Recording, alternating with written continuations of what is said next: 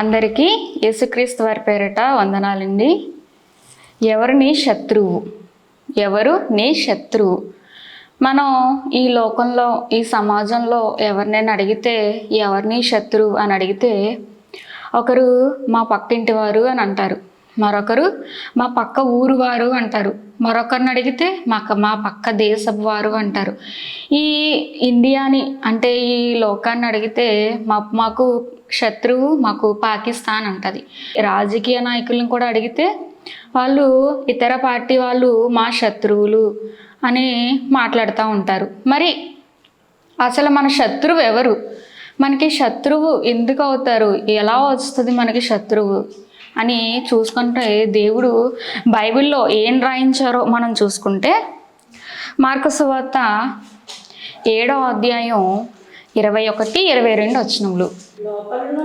లోపల నుండి అనగా మనుషుల హృదయంలో నుండి దురాలోచనలను, జారత్వములను, దొంగతనములను, నరహత్యులను, వ్యభిచారములను, లోభములను, చెడుతనములను, కృత్రిమమును, కామ వికారమును, మత్సరమును, దేవదూషణయు, అహంభావమును, అవివేకము వచ్చును. ఇవన్నీ ఎక్కడి నుంచి వస్తున్నాయంటే మనకి శరీరంలో నుండి, లోపల నుండి అనగా హృదయంలో నుండి, మనకి హృదయంలో నుండి వస్తున్నాయంటండి. ఏమండి ఇవన్నీ ఎక్కడి నుంచి వచ్చినాయి? హృదయంలో నుండి. ఏమేమి వస్తున్నాయంట? దురాలోచనలు. మనకి మంచి ఆలోచనలు కాక దురాలోచనలు, చెడ్డ ఆలోచనలు అనేవి మనకు కూడా హృదయంలో నుంచే వస్తున్నవి. మరి కోరికలు కూడా మనకి కోరికలు అనేవి దేనికి వస్తాయండి? శరీరానికే వస్తాయి.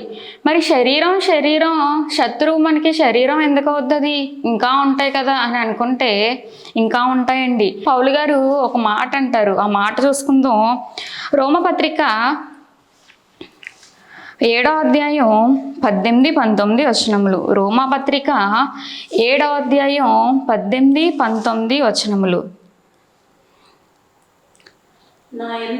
నాయందు అనగా నా శరీరమందు మంచిది ఏదియు నివసింపదని నేను ఎరుగుదును. మేలైనది చేయవలని కోరిక నాకు కలుగుచున్నది గాని దానిని చేయుట నాకు కలుగటలేదు.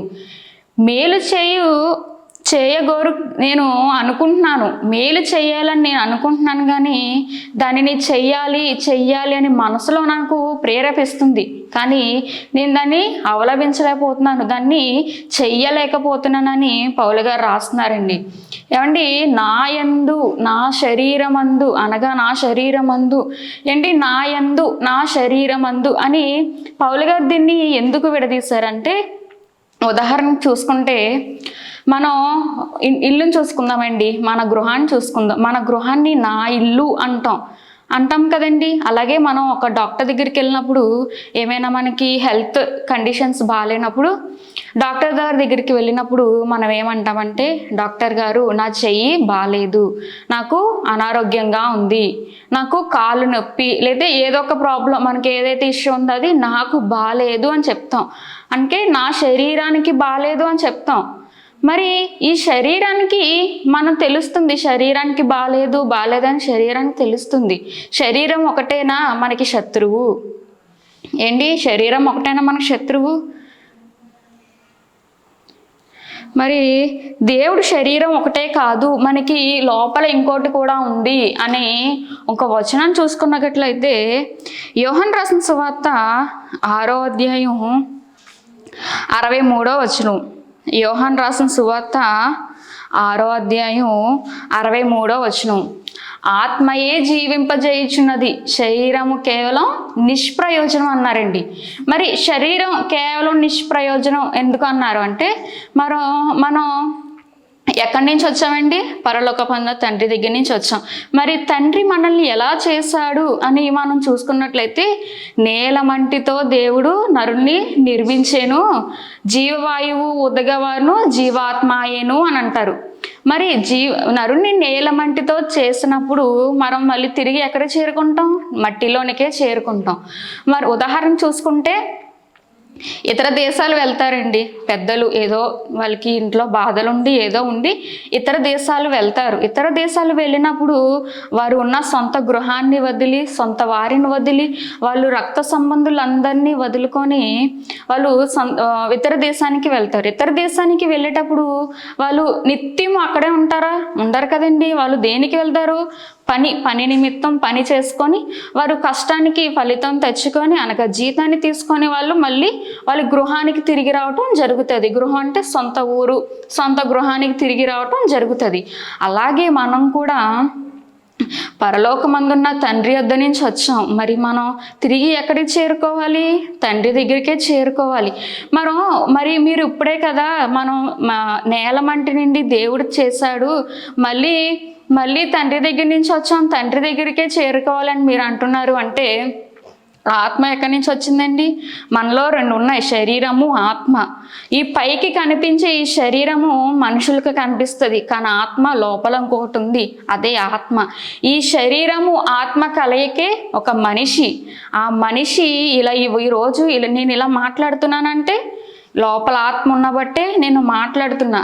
ఏమండి, మీరు చూస్తున్నారు, మీరు వింటున్నారు, చూస్తున్నారు అనేది కూడా ఆత్మ మీలో ఉన్నబట్టే మీరు వింటున్నారు, చూస్తున్నారు. ఆత్మ అనేది లేకపోతే శరీరం కేవలం నిష్ప్రయోజనం అన్నాడు. ఆత్మే జీవిస్తుంది మనలో. ఆత్మ జీవిస్తుంది వల్లనే మనం బ్రతికి ఉన్నాం ఈ భూమి మీద. ఈ భూమి మీద మనం బ్రతికి ఉన్నాము అంటే ఎందుకు బ్రతికి ఉన్నాము? తండ్రి ఉన్న లోకానికి మనం చేరుకోవాలి. తండ్రి ఉన్న లోకానికి మనం ఎలా చేరుకోవాలి అని అంటే, మరి తండ్రి మనకి కొన్ని ఆజ్ఞలు ఇచ్చాడు. తన చిత్తాన్ని ఏదైతే మనం నెరవేర్చాలో దేవుడు చెప్పి ఉన్నాడు, బైబిల్లో చెప్పి ఉన్నాడు. ఏమండి, తండ్రి యొక్క చిత్తాన్ని నెరవేర్చాలి అంటండి. మరి ఎలా ఉంటే తండ్రి యొక్క చిత్తాన్ని నెరవేరుస్తాము? ఎలా ఉంటే మనం తండ్రి ఉన్న లోకానికి చేరుకుంటాం అనేది చూసుకున్నట్లయితే, మత్తయి సువార్త 7వ అధ్యాయం 21వ వచనం. మత్తయి సువార్త 7వ అధ్యాయం 21వ వచనం. ప్రభువా ప్రభువా అని నన్ను పిలుచు ప్రతివాడును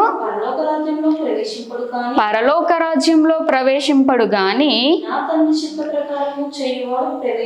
నా తండ్రి చిత్త ప్రకారం చేయువాడు మాత్రమే ప్రవేశించును. ఎవరంటండి? తండ్రి చిత్తాన్ని నెరవేర్చువారు మాత్రమే పరలోక రాజ్యంలో ప్రవేశిస్తారు.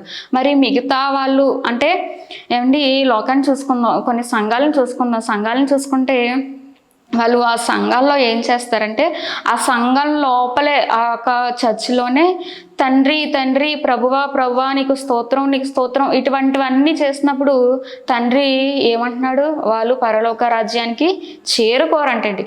మరి తండ్రి యొక్క చిత్తాన్ని అంటే ఆయన చిత్తం ఏంటి? యేసుక్రీస్తు వారు ఏం చేశారంటే, మాట చూసుకుందాం, ఆయన చిత్తాన్ని యేసుక్రీస్తు వారు ఎలా నెరవేర్చారు, ఏం చేశారు, తండ్రి మనకి ఇచ్చిన చిత్తం ఏంటి, ఆ యొక్క పని ఏంటి మనం చూసుకున్నట్లయితే, తండ్రి మనకి ఏ చిత్తాన్ని అయితే ఇచ్చాడో, తండ్రి మనకి ఏ పని అయితే ఇచ్చాడో, మరి యేసుక్రీస్తు వారు కూడా ఆ పని సంపూర్తిగా నెరవేర్చాను అని అంటున్నారు. మరి ఆ మాటను చూసుకుందామండి. యోహాను సువార్త 17వ అధ్యాయం 4వ వచనం చదువుకుందాం. చేయుటకు నీవు నాకు ఇచ్చిన పని నేను సంపూర్తిగా నెరవేర్చి భూమి మీద నిన్ను మహిమపరిచితిని. ఎవరిని మహిమపరిచారంటండి? తండ్రి అయిన దేవుణ్ణి మహిమపరిచారంటండి. ఏమండి, దేవుడు చేయుటకు నీవు నాకు ఇచ్చిన పని సంపూర్ణంగా పూర్తి చేశారంటండి. ఏమిచ్చారు ఆయనకి పని? ఏమండి, సర్వలోకానికి వెళ్ళి సర్వ సృష్టికి సువార్త ప్రకటించమన్నారు. ఏమండి, మరి ఈరోజు చూసుకుంటే ఎవరైనా ప్రకటిస్తున్నారా? అది ఒక తండ్రి పనే, అది తండ్రి చిత్తమే కదండి. మరి ఆ తండ్రి యొక్క చిత్తాన్ని ఎవరైనా నెరవేరుస్తున్నారా? యేసుక్రీస్తు వారు ఆ కాలంలో నెరవేర్చారు. మరి తండ్రి ఉన్న లోకానికి చేరుకున్నారు. అలాగే మనం కూడా తండ్రి ఉన్న లోకానికి చేరుకోవాలి. ఎలా చేరుకోవాలంటే తండ్రి యొక్క చిత్తాన్ని నెరవేర్చి, ఆయన చిత్తం ఏది? సర్వలోకమునకు వెళ్ళి సర్వ సృష్టికి సువార్త ప్రకటించండి. యేసుక్రీస్తు వారి యొక్క మరణాన్ని, ఆయన యొక్క పునరుద్ధాన్ని, ఆయన తిరిగి లేచిన దినాన్ని, ప్రతి ఒక్కటి ఆయన గొప్పతనాన్ని ప్రకటించండి అని చెప్పారు. మరి ఈ రోజు చూసుకుంటే ఎవ్వరు బయటికి రావట్లేదండి. సంఘాల్లోనే ప్రభువా ప్రభువా అని పిలిచేవాడు ప్రతి వాడును పరలోక రాజ్యం చేరుకోరంటండి. ఏమండి, మరి ఎవరు చేరుకుంటారు? తండ్రి ఉన్న లోకానికి ఎవరు చేరుకుంటారంటే తండ్రి అయిన చిత్తాన్ని నెరవేర్చిన వారు మాత్రమే చేరుకుంటారంటండి. మరి మనమందరం కూడా తండ్రి యొక్క చిత్తాన్ని నెరవేర్చి ఆయనున్న లోకానికి మనందరం చేరుకోవాలని కోరుకుంటూ ఈ నా కొన్ని మాటలు ముగిస్తున్నాను.